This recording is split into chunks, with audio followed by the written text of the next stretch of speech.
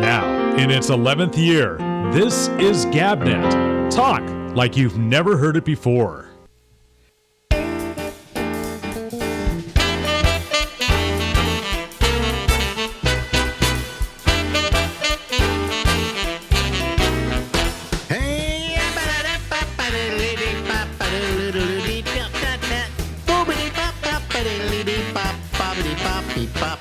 You know, it's live from Harlem in New York City.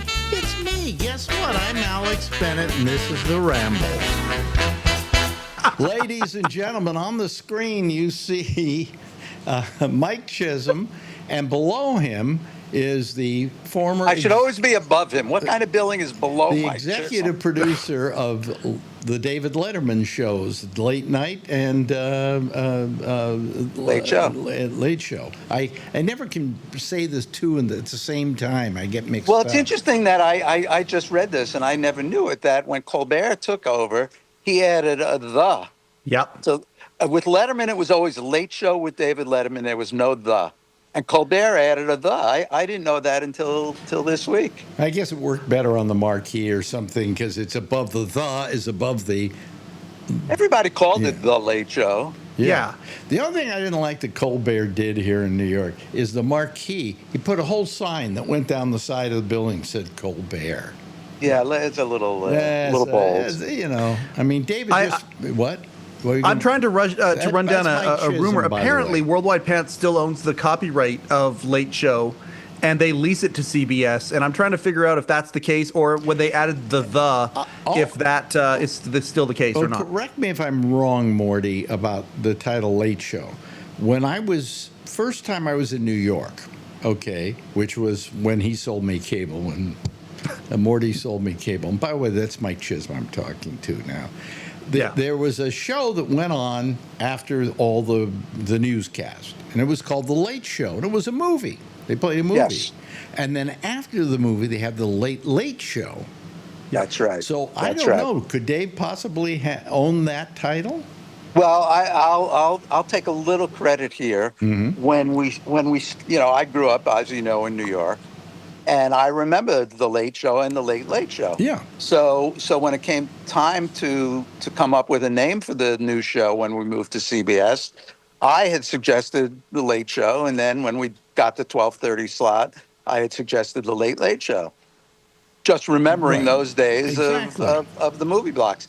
And my prediction now is, with Colbert leaving and Paramount, stepping up, and I think David Ellison is quite the cinephile. Mm-hmm. I think they're going to bring back a movie block.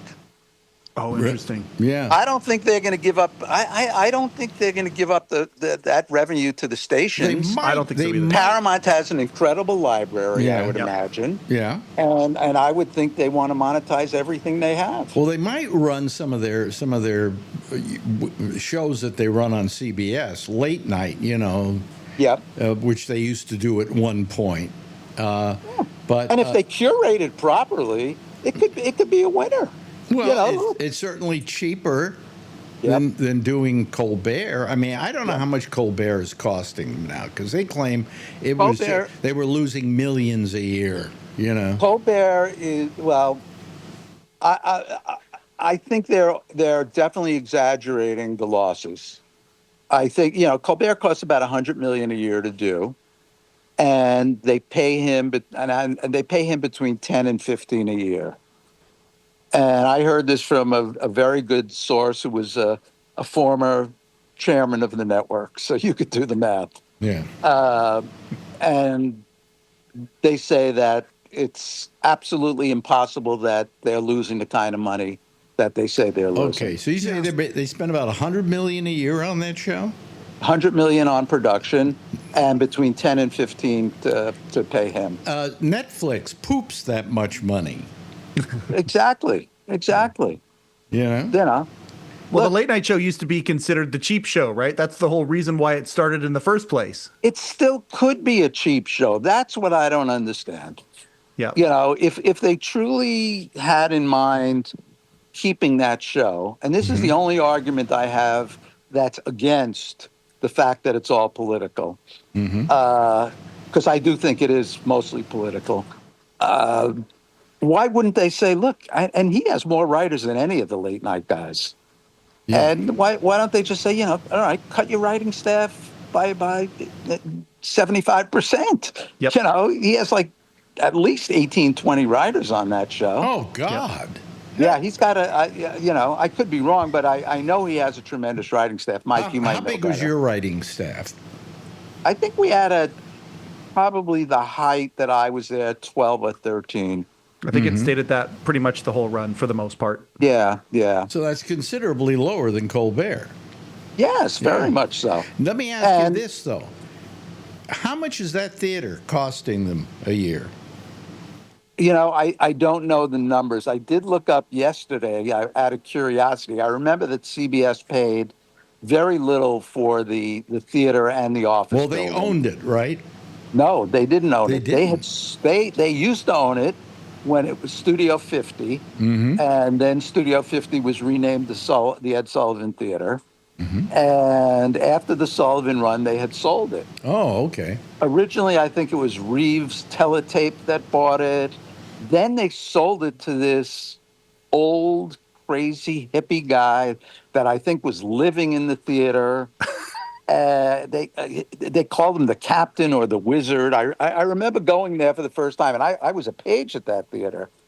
And I remember going there the first time when we wanted to see the theater, and he had to approve. He owned it, and it was a mess. It was a real mess. It was always rat infested. Probably still is. It was when we were there. You had about a couple of inches of water all over on the floors, and Yep. It was a real mess. And CBS at the time, so this is 1992, 91, 92, I guess. They paid $4 million for the theater and the office building. so they bought it back. They bought it back Okay. from the wizard or the captain or whatever the hell he called himself. Yeah, because you wouldn't want to do that much work on something you don't own. No, Yeah. That's true. That's true. And, and look, part of Colbert's demise, I think, was, it was a perfectly well renovated theater. I mean, and up until the day I left, and I would assume the whole run, it was very well cared for. Colbert came in and they redid the roof, and they did that, they opened up the upper balcony that we had closed off, and, they built a very elaborate set. Yeah, a lot of technology. A lot of technology. Yeah, a lot of technology, and that's expensive. You need people to run that But stuff. you don't think CBS then is losing? They said tens of millions a year. 40 on is that the number show. they said. 40 40 was the million? number they said for all of late night. Oh, for all of late night. Yes. Oh, well, that's a little different. 40 million was the number they used for 11:30 and 12:30. Well, I don't know how that current late show or what they changed the name of it. I can't remember what the name is. After now. midnight, yeah. After You know midnight. something? Thomason. It was so stupid of them to put that show in there. Yep. Because what they wanted was a show with no writers, and that show, every word was written for every one of the comedians on the panel, as well as for Taylor, who was very funny. And most of the comedians they used were funny people, but they had every line scripted. You could see them referring to the cards on their podium. Yep. It used to make me crazy. I wrote Judy Marmel, who was the executive in charge, who was Taylor's manager. When it first premiered, I said, "Here are my notes," because I like her and she's a nice woman. She never answered me back. She never acknowledged when I sent her the notes. Well, what do But I you said, know? What do you know? Exactly. What the fuck do I know?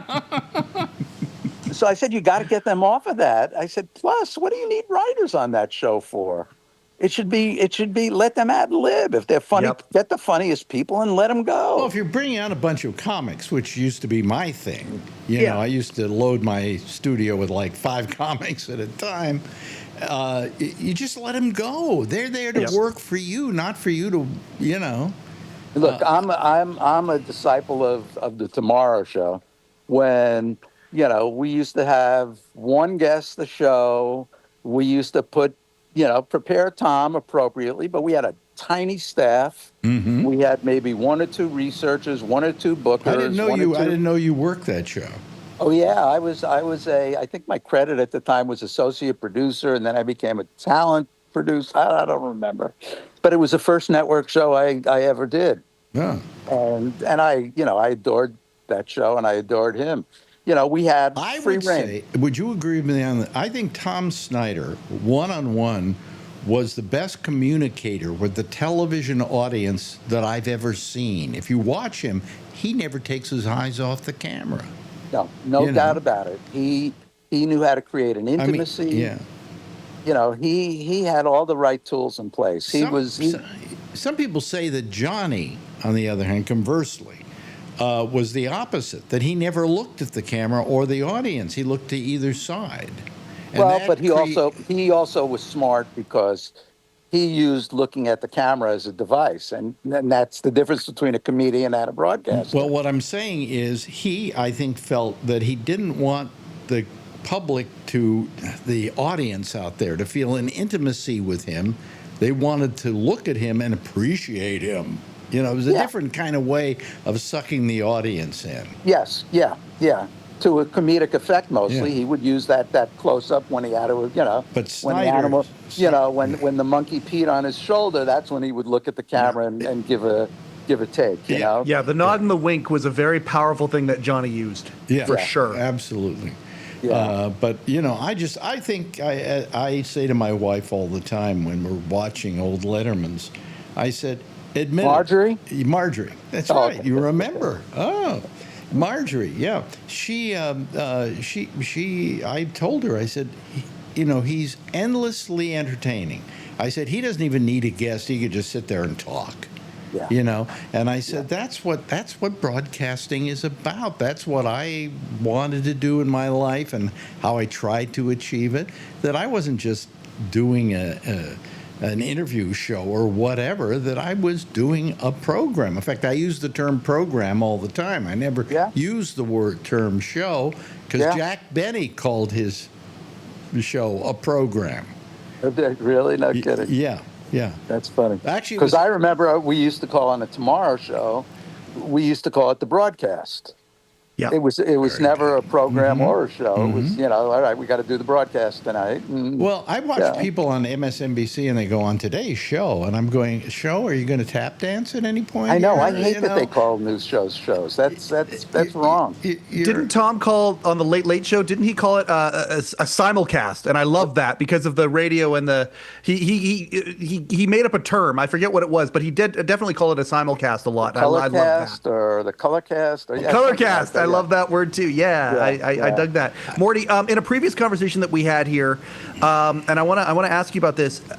So you talked about the energy that you guys felt when you were leaving late night and moving over to CBS. We referred to it, the morning show, the energy of knowing you were canceled, and so you could kind of take off the guardrails and things. We've certainly seen it in other places too. I mean, of course, I look at Conan's last 2 weeks of Tonight shows, and they were fantastic.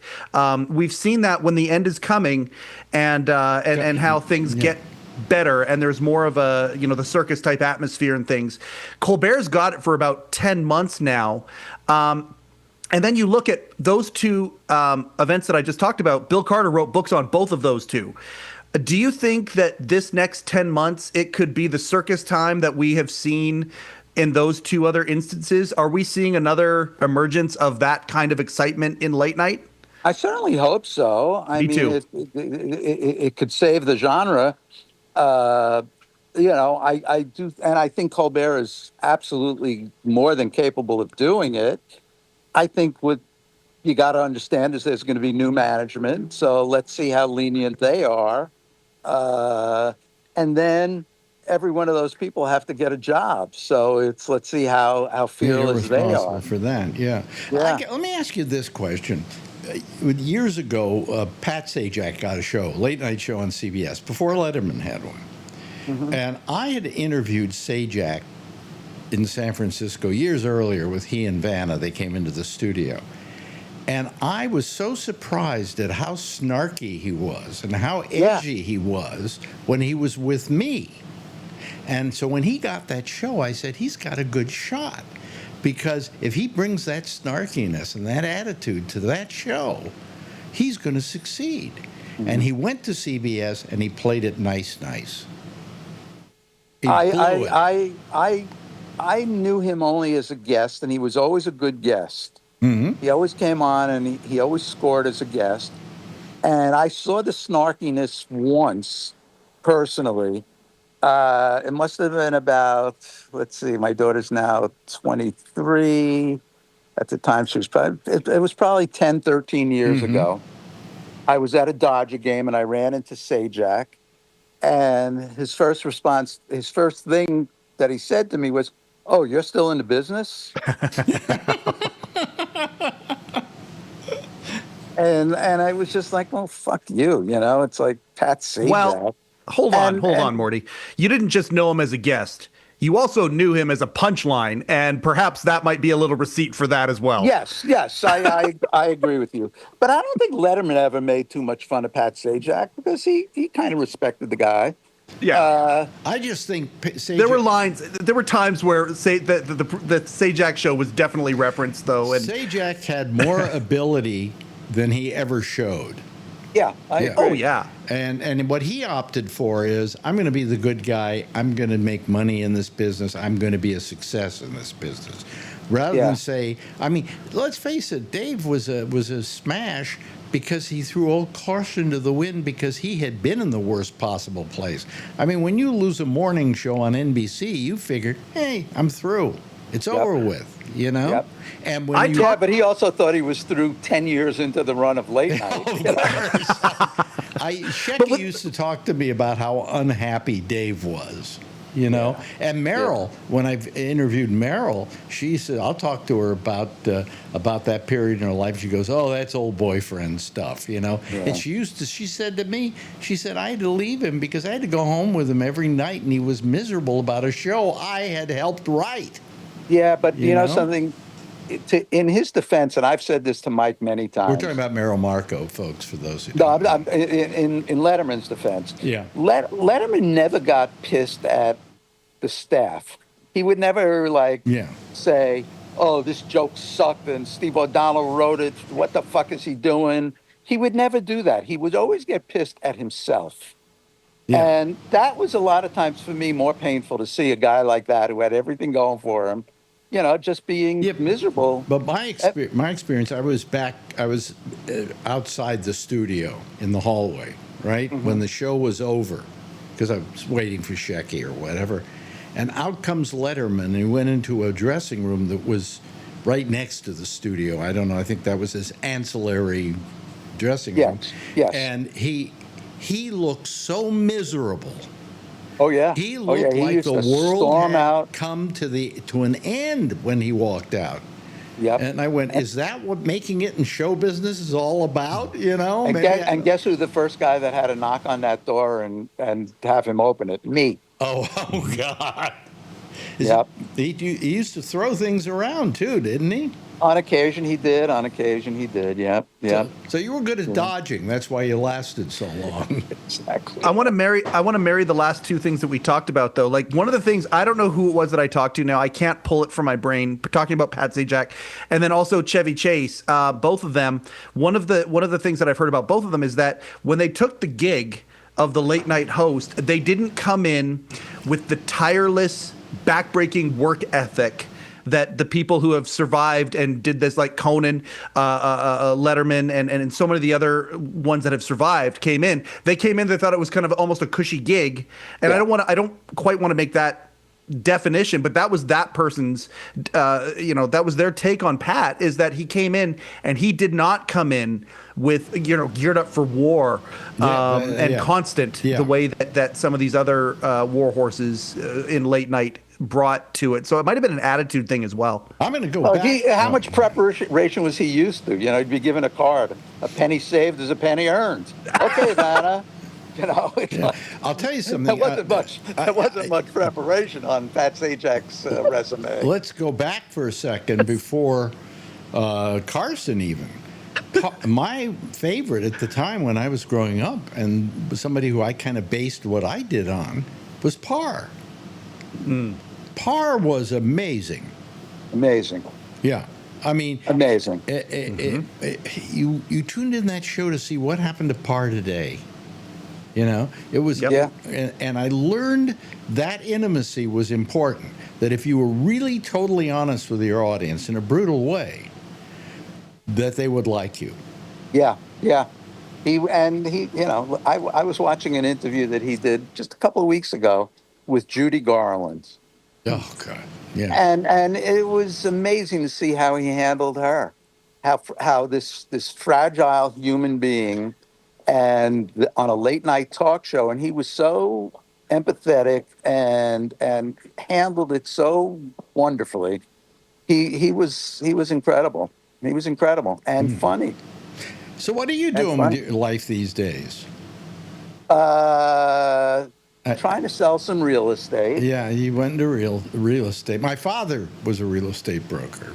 I didn't know that. That's funny. I enjoy it. It's you age out of television. When I turned Well, my 65, father was a musician, and then uh-huh. then violins kind of went to the bottom of the musical barrel, and so he had to find some way to support his young son and his wife, and he went into real estate. You know, Yeah, yeah. yeah, Well, when I hit 65, it was kind of like, all right, I'm going up for jobs. One, they're paying a hell of a lot less than I was used to making. Two, they were looking for, people who had younger ideas and younger point of view than I did. You yeah, know, what they imagined I did. But it was interesting because in those days, my kids were young. I was 48 when my first child was born. So, well into my 60s and now 70s, I'm pretty attuned with what the youth and what the demographic that they desire is seeking. yeah. More than I ever was as a bachelor running around New York trying to pick up women. Well, It's you were a world class bachelor, from I what I tried my understand. best. I tried my What was the first job you did after you left Letterman? You went somewhere else, and I'm trying to I remember what. had I had two deals, two overall deals. One I had at ABC, Uh-huh. which was given to me by Mike Ovitz. Mm-hmm. When I got fired from the Letterman show, I remember he fired me in his office. I walked back to my office, and the first call I made was to Mike Ovitz, Yeah, who at the time was running Disney. yeah. One of the biggest And agents, by the way, in the business as well. But he was running Disney. Yeah. and he said to me, he said, "Good, we got you out of there." He goes, "Now you can become the Lorne Michaels of ABC." And I said, "Okay, I'll take it." Simultaneously, my girlfriend became the president of ABC Entertainment, Jamie Tarsis. May she rest in peace. Yeah. So Ovitz said, "I got to wait a while before I give you the deal because it's going to reek of, favoritism." So I said, "All right." So I waited a good year before I got my deal at ABC because they didn't want it to look.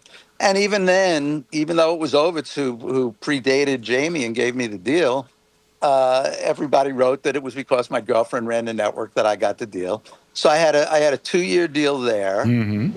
paid very handsomely, and I did 3 pilots in those 2 years. I got one show on the air.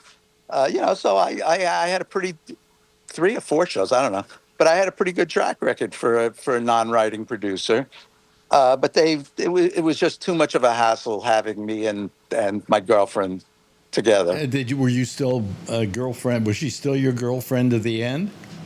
Yes, Because I would say yes. she wasn't, if you broke up during that time, that period would have had to be terrible at work. You know. Towards the very tail end, we had broken up, but it was very much at the end of it Yeah. because I remember how awkward it was that I had to pitch her shows. Uh, it was not fun. Yeah. Yeah. Uh, but then I left and I had a 3-year deal at Carsey and Werner, Oh, okay.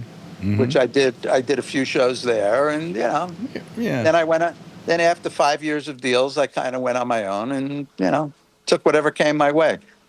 But to answer your question directly, now that you mention it, the first gig I took after Letterman, the very first gig, was I was offered to produce the Chris Rock show on HBO. Uh-huh. And at the time, Chris Rock was a respectable comedian, but I always looked at it as a bit of a step down coming from Letterman to be doing Chris Rock. Yeah. He wasn't the Chris Rock he is today or has been for the last 20 years. You're right. You know, So I passed on that, but they asked me to be a consulting producer. So I consulted on that, and Hal Gurney did the pilot, and a lot of the old writers. I brought in Louis C.K., who didn't want to do it, and I said, Louis, this is going to be a great job for you. So I brought Louis in as a writer. Great writer. Great writer. Steve O'Donnell was already on the staff, and he was great. So it was a lot of the people I was used to working with, and I basically worked with Chris on how to do interviews and all that stuff. Right. And he didn't listen to me very much, but he was great. Yeah. He was great. Yeah, I adore him. It's a I shame they adore him. don't listen to you because you're one of the better minds that has worked this business. Thank you, Alex. It's very nice of you to say. I always think of you fondly as well. And As I do you. Shecky always used to talk about you, Yeah, And- Shecky was something else. Yeah. It's funny, you mentioned Shecky before, and I was thinking, Letterman never got Shecky. Yep. It's one of the great regrets that I have Never to this got day Shecky? because he never understood what Shecky was about. Yep. He knew that there was a savant there and that he was brilliant at finding whatever the writers wanted him to find. But he would always say to me, what does Shecky do? Yeah. What does Shecky do? He wore the Elvis outfit for crying out loud. Exactly right. Exactly. I have a photo of that too. Yeah, exactly. Mark Malkoff and I had a phone conversation yesterday about this exact subject. Mark Malkoff is the host of the Carson podcast and now Inside Late Night for LateNighter.com. He's the host of that podcast as well. And he and I were talking about some of the things that are going on, and Shecky's name came up. He's got a 3-hour interview with Shecky that from years ago that we're trying to figure out how to repackage and put out. But we talked about this, and one of the things that Shecky said to him, and he said it to me, and I'm sure, Alex, you'll remember this as well. One of the things that Shecky said, the reason that he never really created any ripples in the water the way that some other staffers unfortunately did was because he knew how to stay in his lane. Yeah. And so all the things that he was into, and he was very into them, and we all saw that at the funeral. Friend Richard Scheckman. Yeah. Rick Scheckman, our boy. Letterman podcast would not exist without him. He was my North Star until he passed.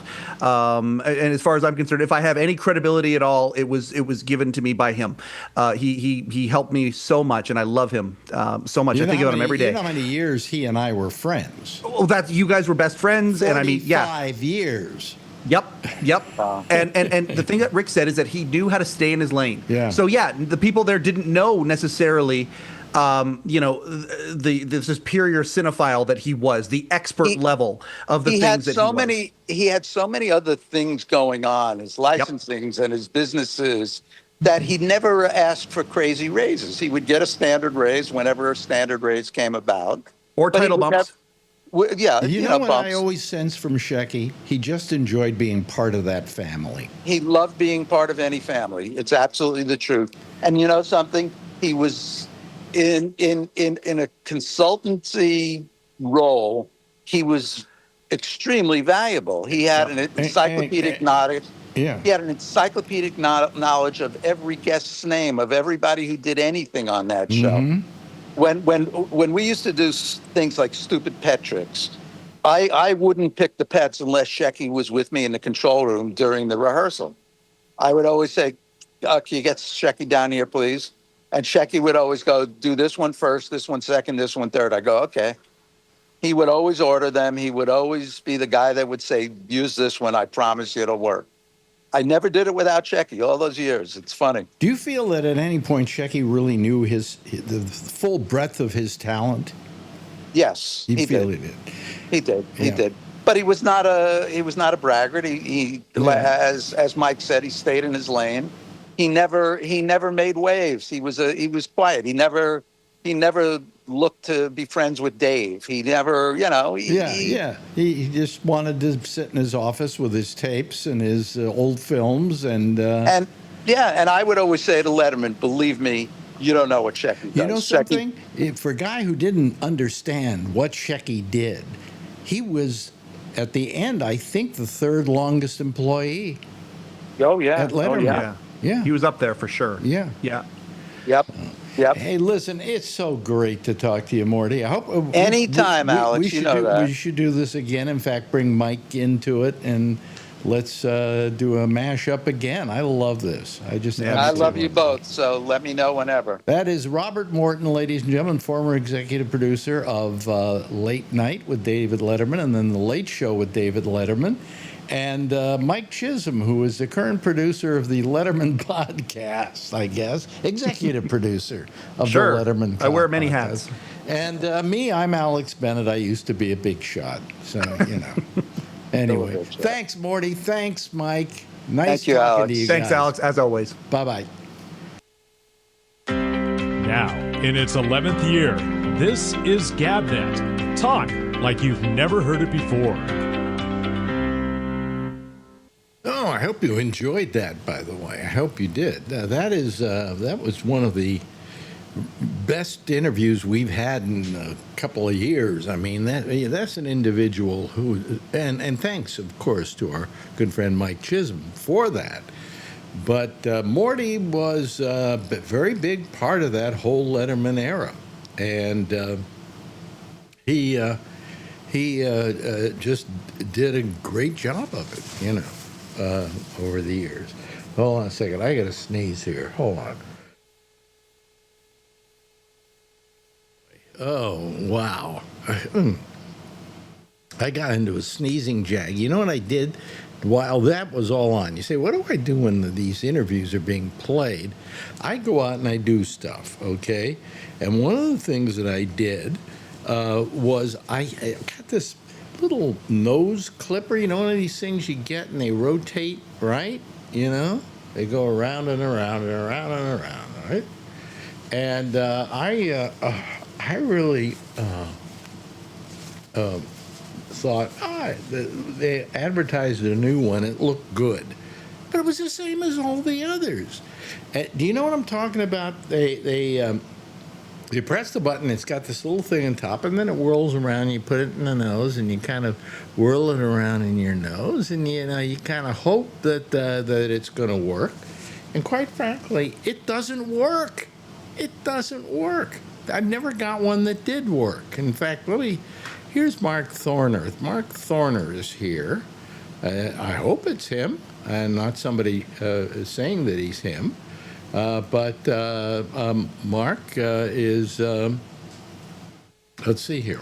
Mark, are you there? Yeah, I am. Hold on. Yeah, there you go. There you go. Yeah. Boy, that was great, Alex. Yeah. That was. Let me just put you on here and center yourself. Put yourself a little more in the frame. You know? Yeah. Oh, that's good. Okay. Well, yeah. Okay, that's better. Yeah. Anyway, what were you saying? That was a great interview. I really, really enjoyed that a lot. Well, you know, I got to tell you, he knows where the bodies are buried. Yeah. You know. And if I don't know if you ever saw. Did you ever see The Late Show? That movie they made on HBO. Oh my God. Morty was a big part of it. There's so much. I wish I was there because, you know, I trained the editorial staff in Adobe software at the Letterman show. Mm-hmm. And Larry Bud Melman was my grandmother's neighbor. Mm-hmm. And his eyeglasses came from my dad's optometric practice. And do you know who his, I think, uncle was? Oh, shoot. Well, his name is Calvert DeForest.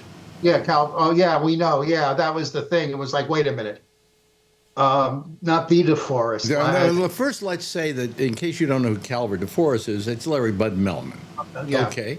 And then later became, I don't know, I guess they just called him Larry Bud Melman when they went to CBS. No, they called him by his real name, I think. Calvert. Excuse me, Yeah. they called him Calvert DeForest.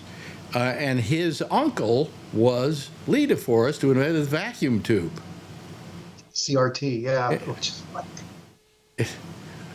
and like I said, it was my neighbor, my grandmother's neighbor. Not the CRT, the actual vacuum tube.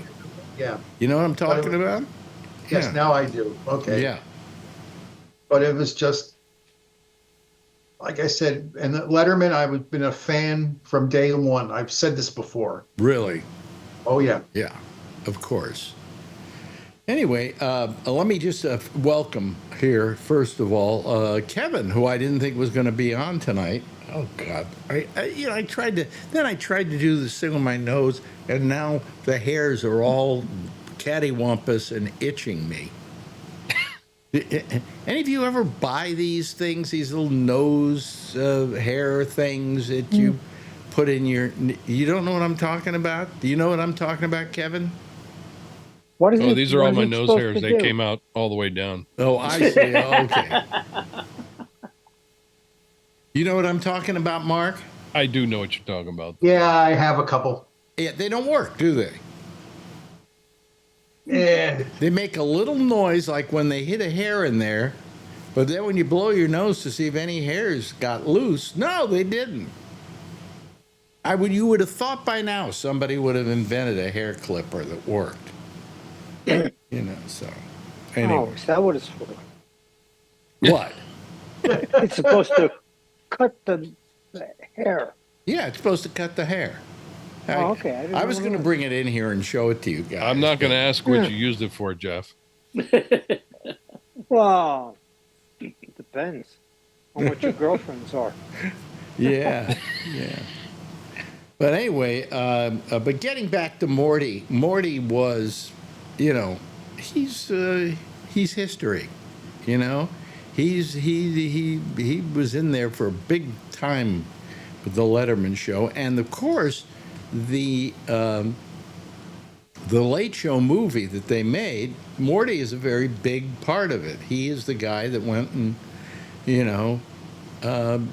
helped him get that whole gig at CBS. It was just, he's an interesting guy. And I got to tell you, it's a rumor. I only heard it as a rumor. But at a certain point, Letterman, when they met up somewhere, said to him, the biggest mistake I ever made was by getting rid of you. Because he had no more loyal employee than this guy. This guy would have gone to the wall for him, So it's an interesting story. It's a fascinating story. It's a great interview. Yeah. I really enjoyed it. Yeah.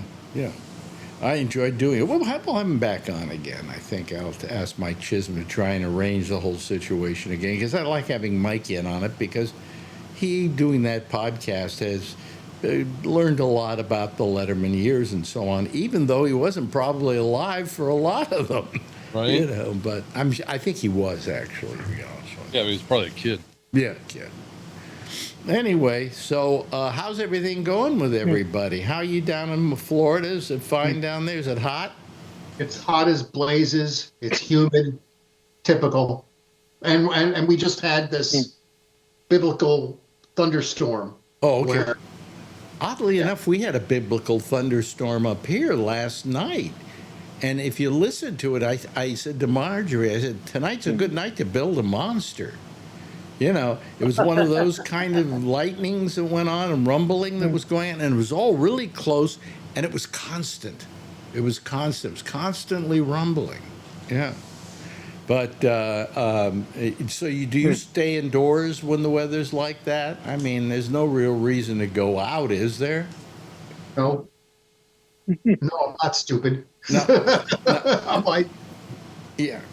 Well, Jeff moves to Florida during the winter months, right, Jeff? Yeah. Yeah, but then Right during, now I'm in Georgia.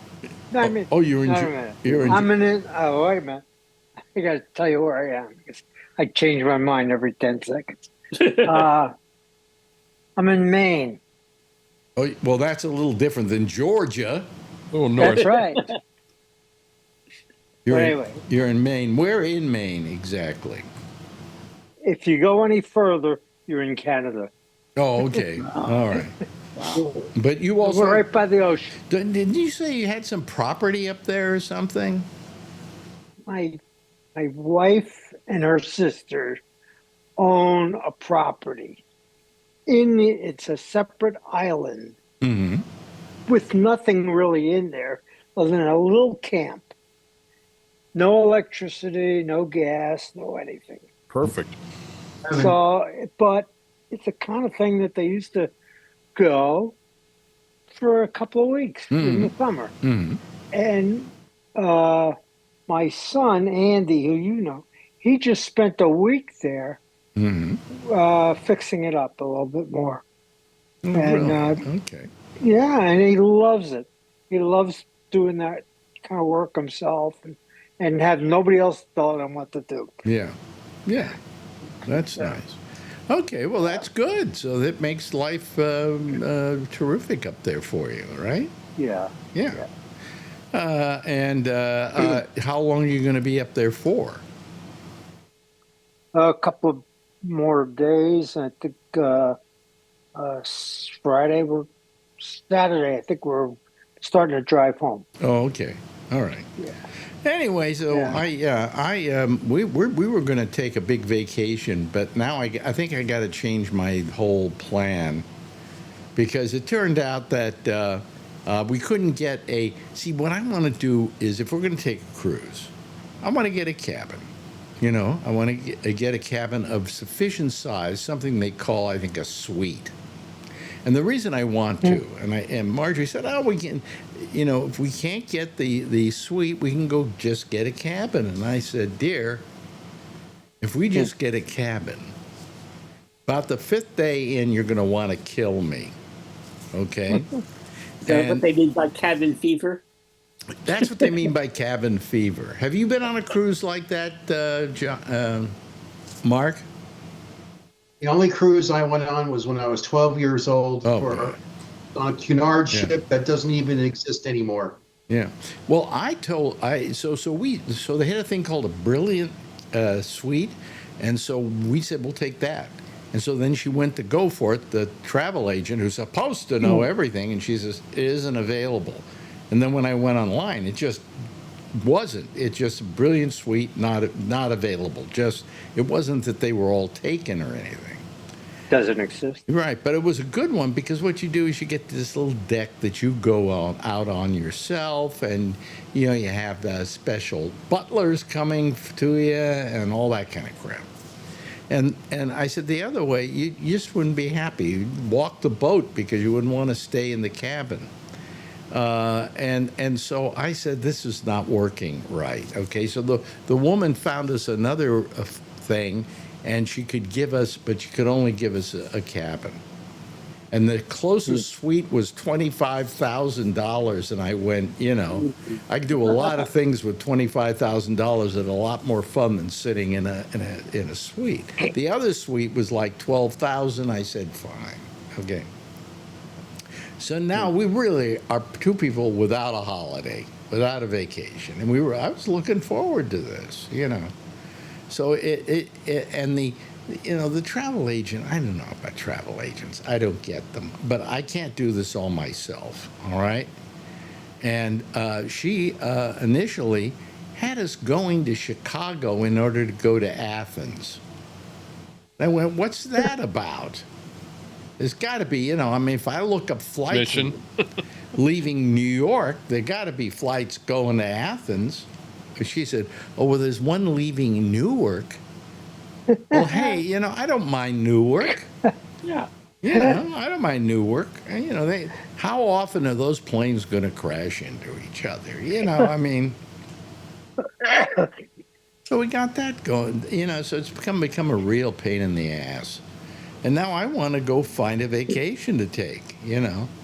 And the reason I get a travel agent is she gets us wheelchairs everywhere, which we kind of like because she doesn't walk as well as she used to, and I certainly don't. And plus the fact it gets you through things pretty fast and efficiently, all right? So You she can get does, them yourself. You know, when you get to the airport, you just go get one.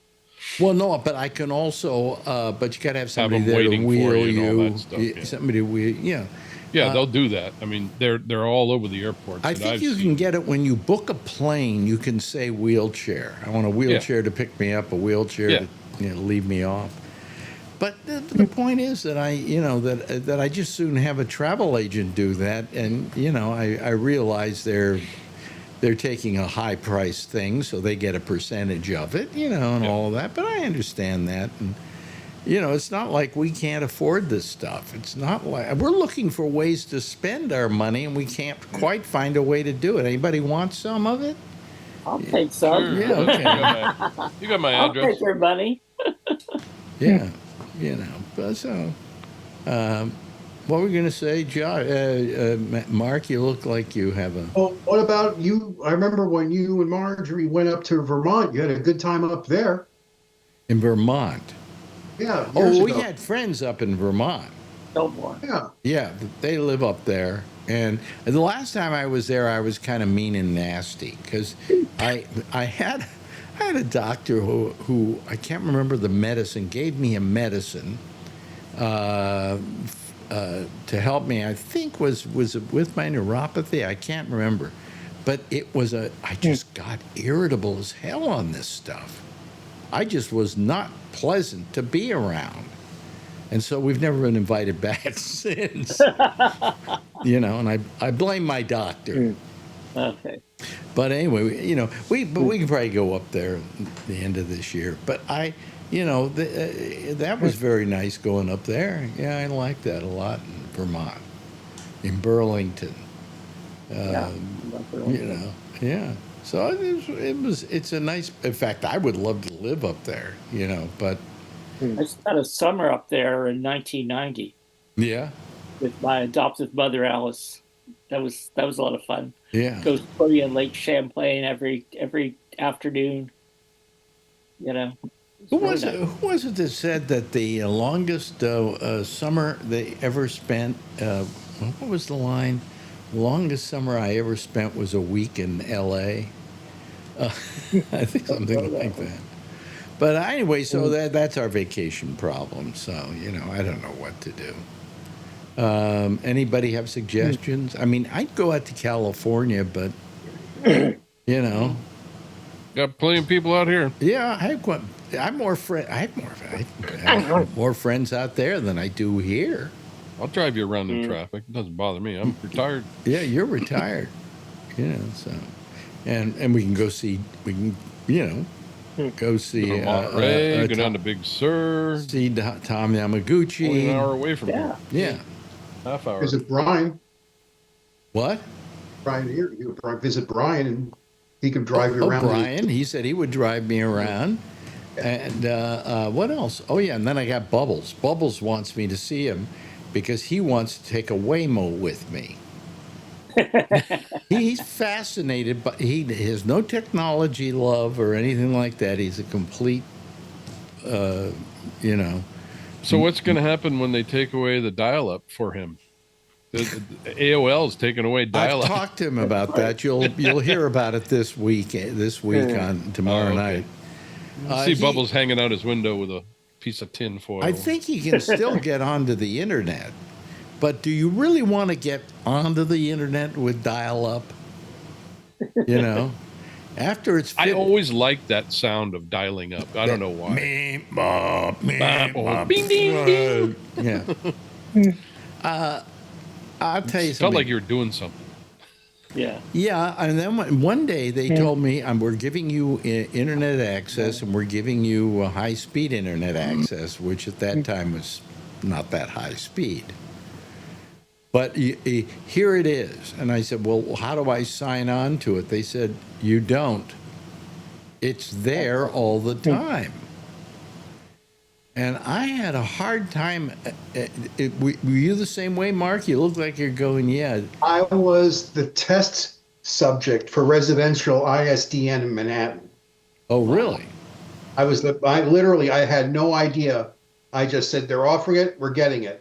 And then it was like, oh, by the way, you're the first customer. I'm like, what? ISDN wasn't that fast. Listen, going from 56K, barely 56. Yeah, you're right. All of a sudden, I have 300, 150 and 150 working. Yeah, but that was the thing. Was ISDN that fast? I always thought ISDN was down around 80. No, well, but I was impressed. And then when I moved back to Brooklyn, I don't know if you remember Metrocom. No, I don't. Metrocom was the first wireless internet. And they had a deal with Earthlink to offer it. Yeah. And it was all line of sight.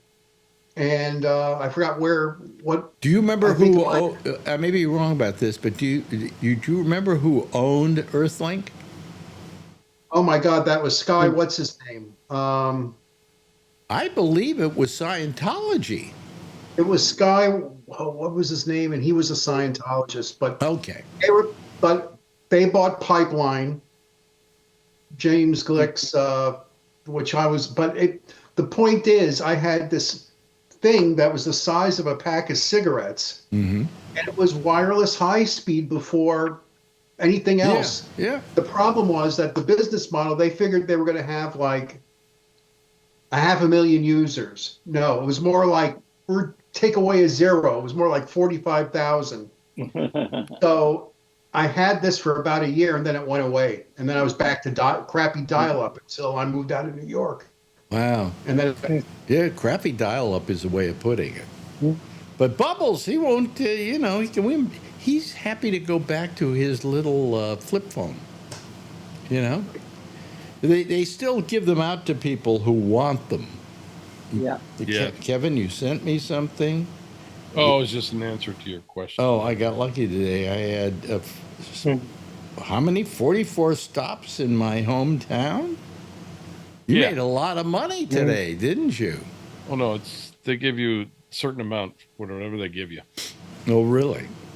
3.5 hour block for a little less than $100. Oh, So the quicker you get it done, better. And I got lucky because it was at home, and I ended up 6 blocks away from my house. My last stop. Because he was nice enough to write me. Oh, there I go. I'm going to sneeze again. He was nice enough to write me. Hold on a second. He was nice enough to. Where were we? He was nice enough to write me tonight and say, I might not be able to make it. And I went, because it's Thursday, and I know how Thursdays are. I went, that's kind of nice, I'll keep that in mind. Ooh, you're way overmodulated. Yeah, turn your Cut mic it down. down. Yeah. Yeah. I mean, and so it was very nice of you. I thank you for that. Thank you. Yeah. I've been thinking about our situation, our national situation that we have. And do you realize we don't have a president?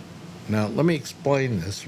You could say, oh, he's an asshole, and yeah, we don't have a president. Wish we had a decent human being, and so on.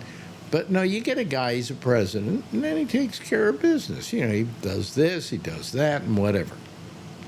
This president only does things which fit into his former professions. For instance, everything is a business deal. This trip to Alaska is a business deal. Yeah. And he talks about it in business deal terms. And then when he isn't doing a business deal, he's in show business. He's doing, he's going to host the Kennedys, or it isn't the Kennedy Center anymore. It's the Melania Center Honors. Yeah, exactly. So all this stuff, he's not. What's he doing that's presidential? What's he getting done that's presidential? Did you hear him whining about not ever being given that Kennedy Center Award and everything else? They never gave me one. Well, maybe next year I'll give myself one now. The guy is out of his mind. Well, I love how he's going around trying to talk the Nobel people into giving him Nobel Peace Prize. Oh yeah, he's got his question plants in the wherever he does his interviews or his conferences, and there's always one or two guys that are always there, and they ask the questions that he loves. Wow, I bet he does that on purpose. Oh yeah, he does. Yeah. Oh yeah. Well, why do you think all of a sudden the press corps included people who do podcasts? And that's what it said on a couple of them when they did, they did the shot, and they said this guy's from so and so. said podcaster. I'm going, Yeah. what the fuck is he doing there?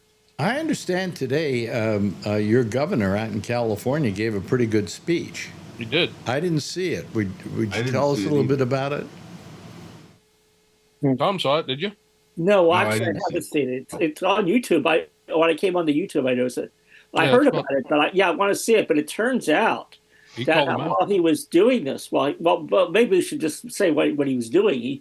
He's actually going to go ahead and do this ballot initiative to put to redistrict California in response to Texas. So that it will actually even out what Texas is doing, and maybe even more Counteract so. what Texas. Even In fact, more Called so. him out. He poked the bear. Let me see if I Yeah. can. Which bear? The, There are several bears now. Does anybody want to bet that when we do it in California, Texas will add more, another Republican state will add more? This will turn into a. It could happen that way. It's called the Election Rigging Response Act in California. I love it. That's great. I've never heard that. That's great. And that's what it basically is. It's a response to Texas. That's great. And if other states do it, at least we're not going to sit down. In fact, it was sort of interesting. I think it was Deuce himself. I quoted say, "It's time to wake up, America." And the first thing that popped into my mind is years ago, a friend of mine had an Abby Hoffman album. And the title, I don't know. It was Wake Up America. Wake Up America. It was Wake Up America was the title of his album. And it was a very funny album, too. But it was just like. I don't remember. I did have the album, and I did listen to it a little bit, but I felt in those days I really didn't need to listen to Abby Hoffman on a recording when I could just get on my phone and talk to him. You know? That's true, too. But Yeah. I couldn't. But it was really, that was the first thing that popped in my mind. Wake Up America. I'm trying to remember what label that was on. I don't know. The band that was had play was called themselves the Joint Chiefs of Staff. But anyway, getting back to Newsom. Yeah. So it turns out that while he was making this, presentation in Los Angeles, Kristi Noem gathered up all these ICE agents on in front of the building. Yep. And they said, well, we got word that there might be illegal aliens there, so that we sent ICE there. It's just totally to intimidate because Jose Padilla was there.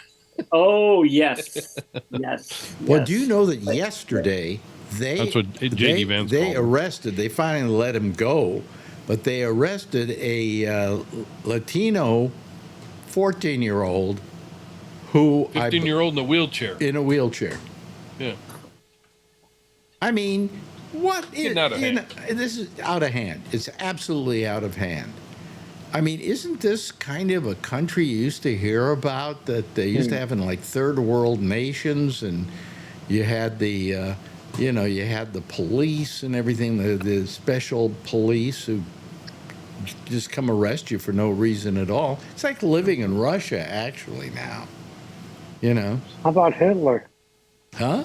Yeah. Hitler did that kind of stuff. Oh, Hitler! Yeah. I got to tell you, after living through this, Hitler's getting to look better to me. Actually, I think Trump is more like Mussolini than Hitler. I agree. That's a He good looks like comparison. Mussolini too. He but, has the very, Mussolini, has the Mussolini stance and all of that. Yeah. I think to call him Mussolini is perhaps a better description than Hitler. Good. Putin's the Hitler. Huh? Putin is the Hitler. What is Putin? He's not Stalin. I mean, Stalin was pretty terrible, but for entirely different reasons. So I don't know. All these guys, they're crazy. They're nuts. But I love what's happening with South Park, because turns out they had something like, 6 million viewers in the first 3 days of last week. Wow. So this show that Trump says nobody watches anymore, and you know, that is has been, apparently it's come back pretty heavy. You know, this is what, 25 years, something like that, for how many years? Echo, how many years has South Park been on?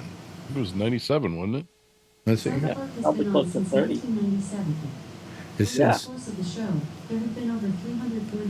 there are 330 episodes, 1997.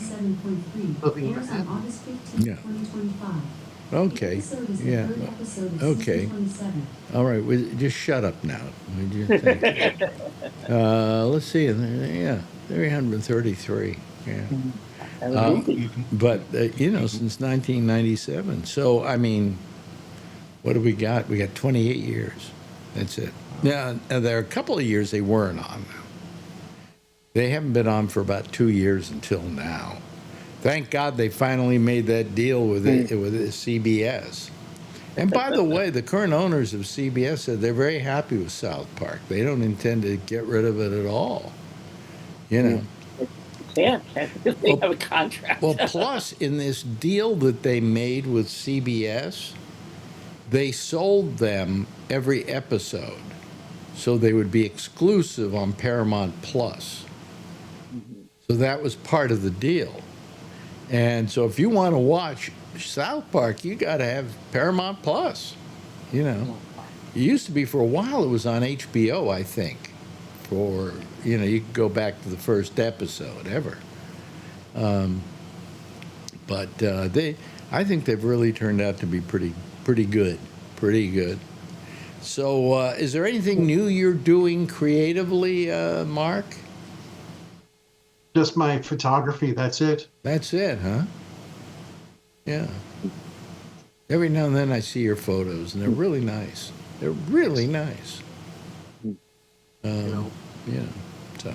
But I am like trying to relearn how to reuse all the graphics software that I haven't used in years, and it's all changed now dramatically to the point where I'm like, wow.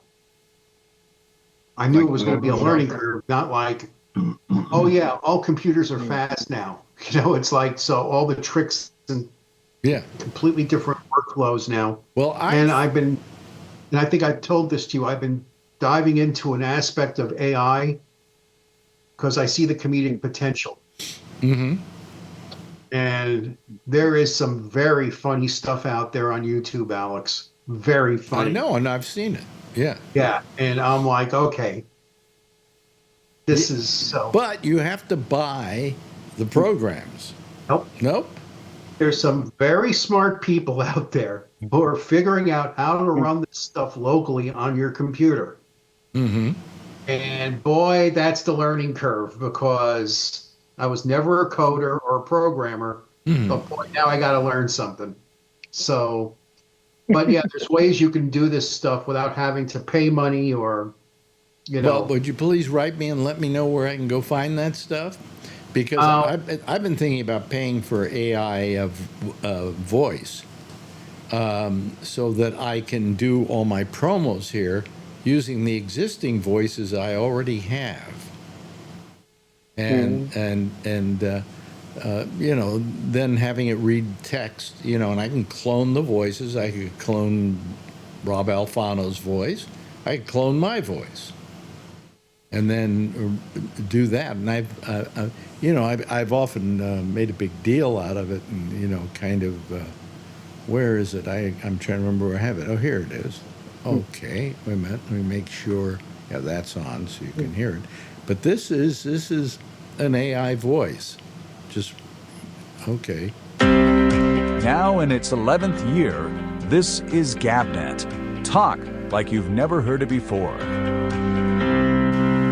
That's just a, that's an AI voice. Or, huh? The thing, I mean, I want to get to the point where I could take an old picture of you mm-hmm.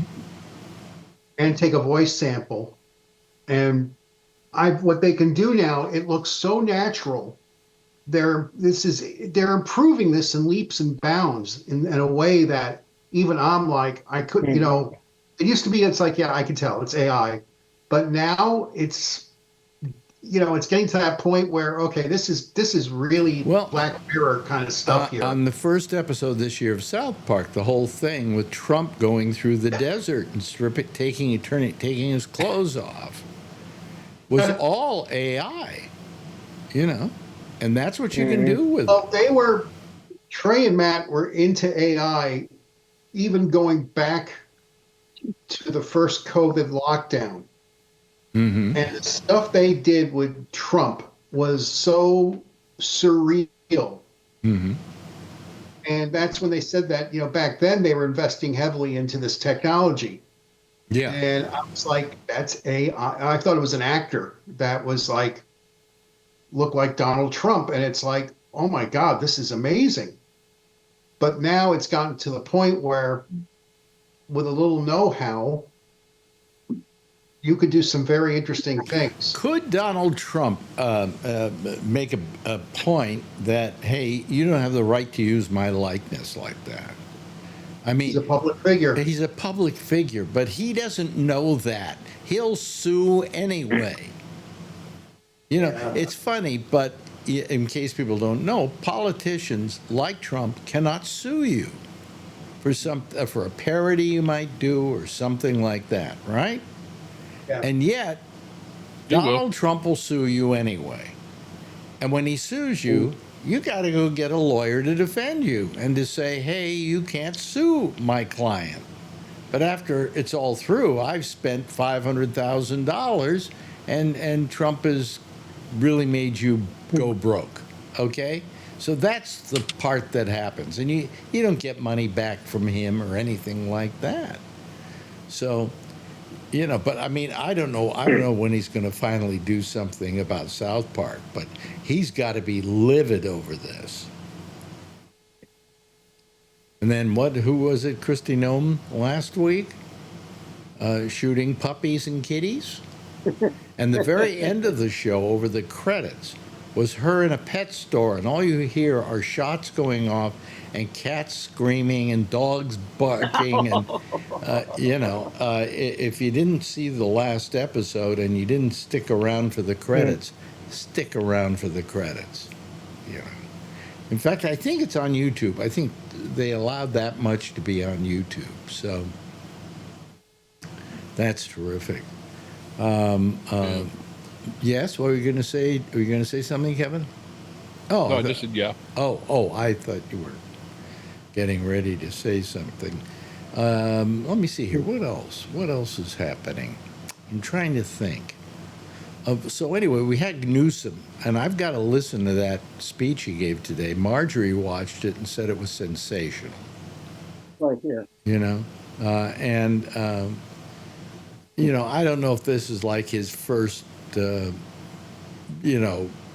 trip into doing or being a presidential candidate, but Well, it's a big risk. It's a big risk because you've got to get it on the ballot, and you've got to get the California voters to approve it. Yeah. So it's going to be a big sell, because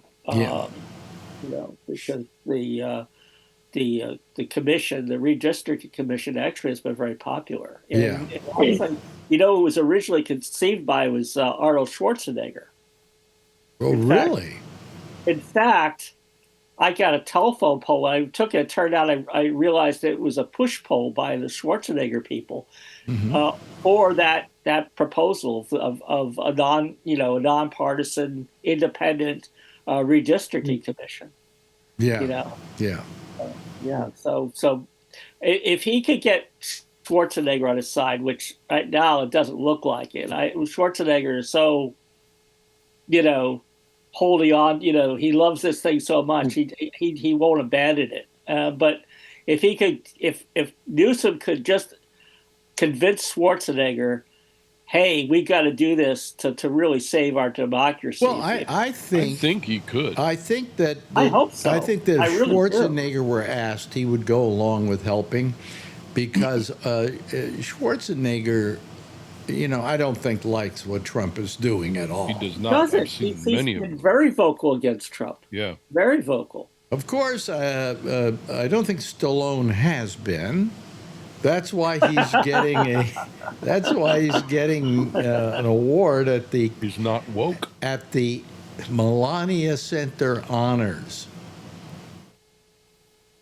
Have you just everything he does? I notice has more gold than him in his office. Have you seen Putin's office? No, I haven't. He's The got hallways, Well, else. I saw him coming from another room, and that room you almost had to put sunglasses on while you were watching TV. It had so much gold.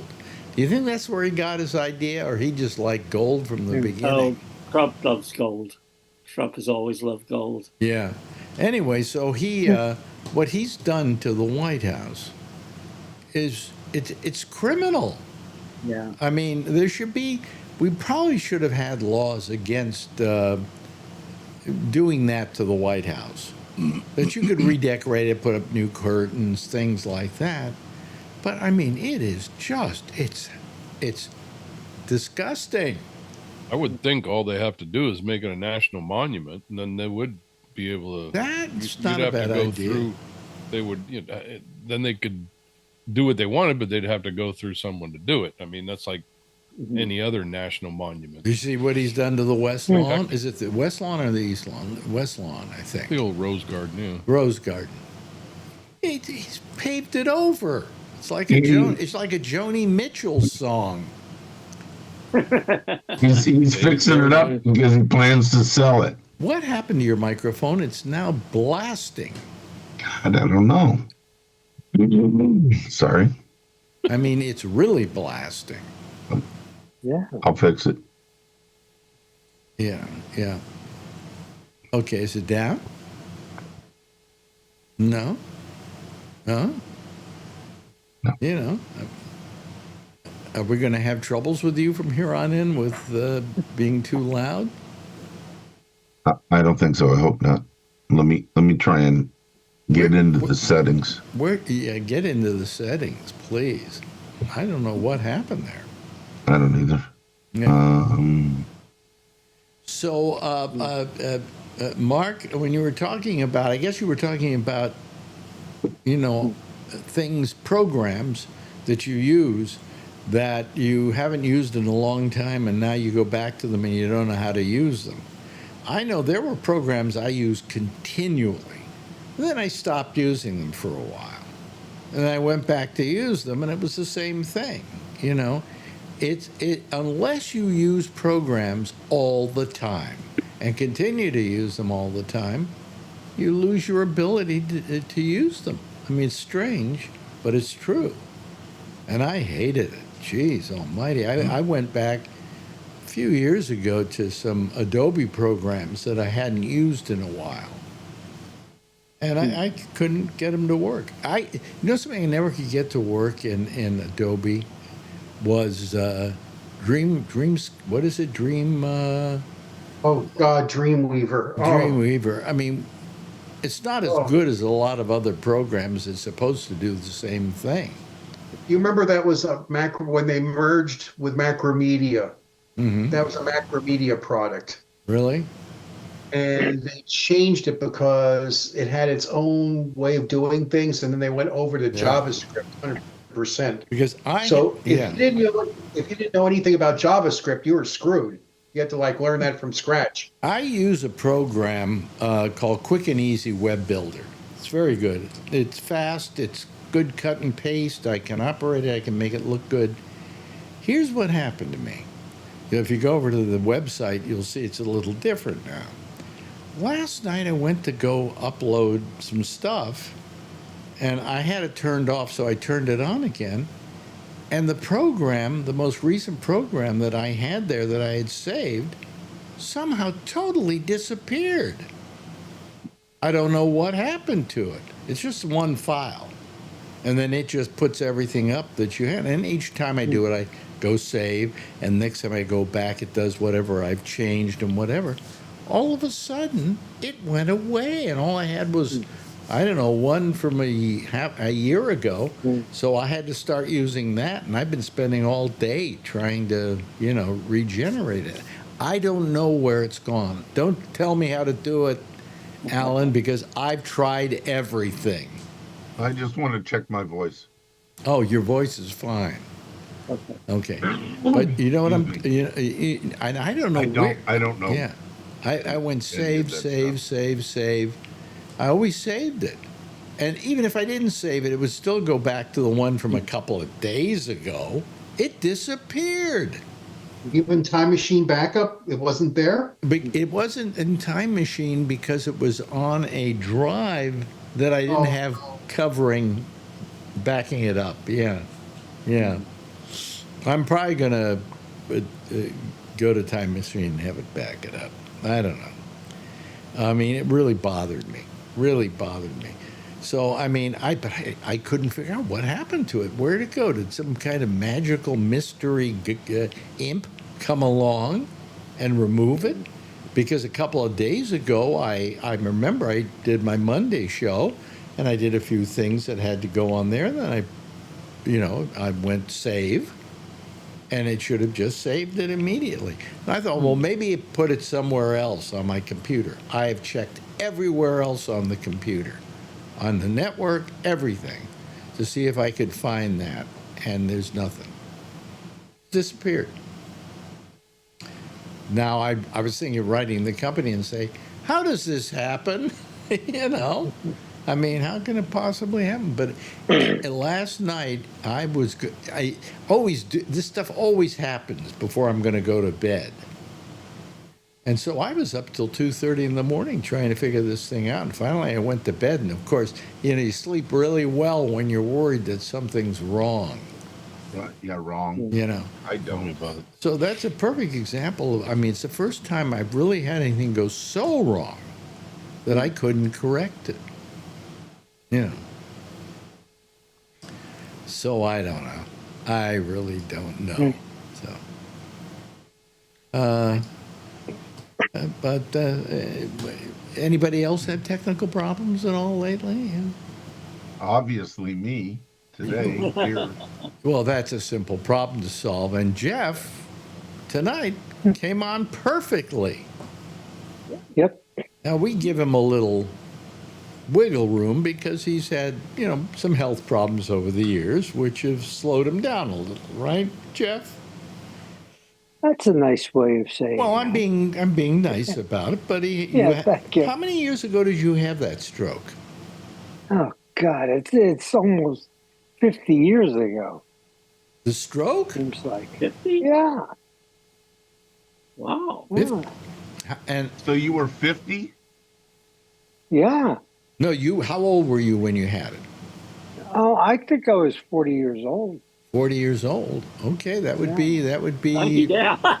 So you're 55 now? Yeah, that makes sense. How long was it before you could be somewhat, what's the word I'm looking for? Active. Functional.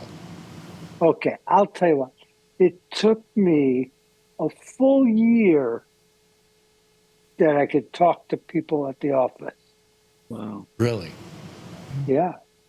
Because I wasn't capable of talking at all.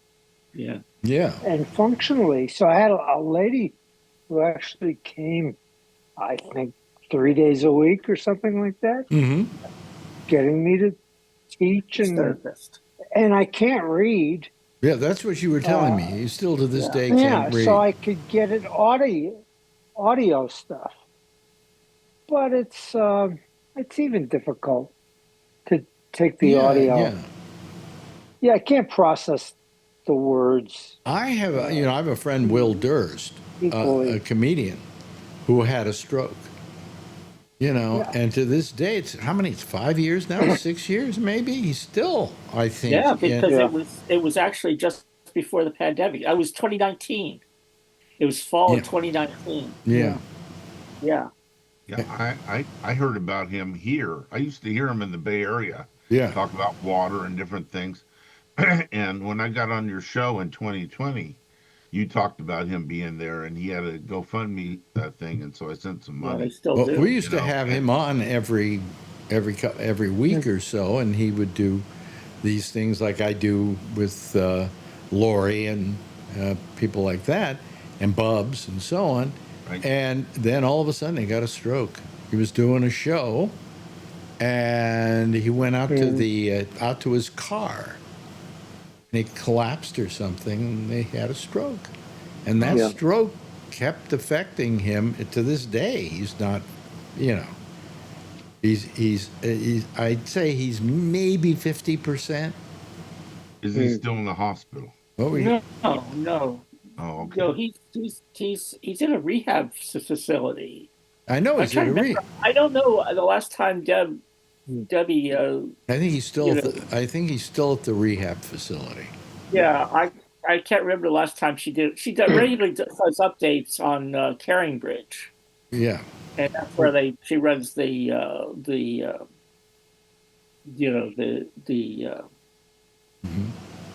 know the GoFundMe. Yeah. So, but he's done some shows. He's done some shows with Willie Brown. Yeah, but he's done a few, but he's not gotten back to being working regularly or anything like that. And he's still, I think, at the nursing home. So, and I keep trying to call him, but every time I try to call him, he never answers. I mean, it's not me. It's just he's probably not near the phone or something. So, you know, I should try him again. Find out how he's doing, you know. But we hope that I got a thank you letter when I sent the money from Debbie Durst. You got a thank you letter? That's his wife. Yeah. How much did you send? 250. Yeah. Nice. Oh, okay. Yeah. I liked him on the radio around here when he was talking about different things. I never saw his comedy skits, but he was always good on the infomercials and stuff. On the radio in the Bay Area. What, on the infomercial? What infomercials? He would talk about water and all kinds of different things, conserving water or keeping our water clean. Right, yeah. Yeah. But he's a good guy, and I think the world of him. And you know, it just got to me that, you know, after 5 years, he made progress, but it wasn't the kind of progress he needed to make, you know. Yeah. And I told him maybe he should just go do a comedy show and do it sitting on a stool. You know, it doesn't hurt to do it that way. And I think that's probably what he's doing now. I think that is what he's doing, yeah. Yeah. But anyway, it looks like we're starting to run out of time here. This has been kind of a nice, relaxed hour, which I think we only talked minimally about El Presidente. You know, and we can't talk about him enough, can we? I am so sick of talking about him. Oh well, what the hell. Anyway, hey, listen, it's great having you here. Mark, you know, I needn't say it. I just really appreciate you being here when you are here. And come up to New York and come see us or something. It's in the fall. I have to. I'll tell you more about that later. Well, okay, would love to see you. You know, and if you need a place to stay, we got a room. You know, I might take you up on that, Alex. Yeah. Same holds true for all of you, except maybe for Alan. No. I knew that was coming. You know I love to I kid, Alan. I know. Okay. It's okay. Kevin, thank you so very much for being here tonight and going out of your way to be here after you didn't think you were going to be able to. Jeff, I got off an hour and a half earlier. It's good. Thank you, Jeff. Thank you, Tom Yamaguchi. I appreciate it. And Alan, thank you. Everybody give a big wave goodbye. I will give a big wave goodbye at you, okay? And bring the camera up. There we go. And there'll be another citizen panel getting together right here in just a few minutes on the intersection with Amy Manuel. I'll see you again tomorrow night. Same time, same station in life. In the meantime, as always, if you see her, tell her I love her, okay?